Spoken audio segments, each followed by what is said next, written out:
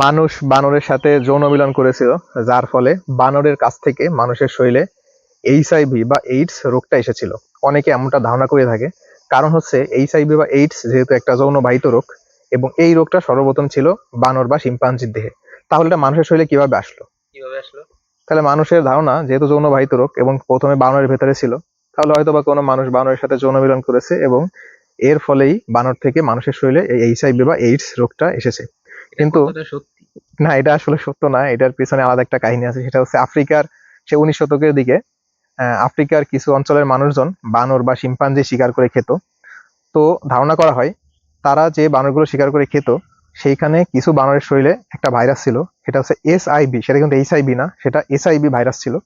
তো ওই বানর এসআইভি ভাইরাসে আক্রান্ত কোনো বানর যখন আফ্রিকার ওই মানুষরা খাচ্ছিল, তখন হয়তো বা ওই বানরের কাছ থেকে বানরের রক্তে ওই ভাইরাসটা ছিল, এবং ওই রক্ত কোনোভাবে ওই আফ্রিকার ওই মানুষদের শরীরে যায়। সেটা হয়তো বা সেই মানুষের কোনো কাটা ছেঁড়ার মাধ্যমে বা অন্য কোনোভাবে সেই বানরের রক্ত ওই মানুষের শরীরে যায়, যার ফলে ওই মানুষগুলো তখন এই ভাইরাসে আক্রান্ত হয়।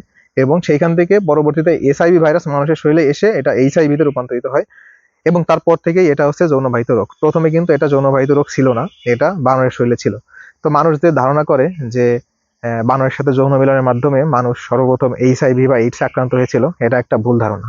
তাহলে এটাই হচ্ছে মূলত এইচআইভির রিয়েল হ্যাঁ, স্টোরি যেটা। হ্যাঁ, হ্যাঁ, এটাই হচ্ছে রিয়েল স্টোরি।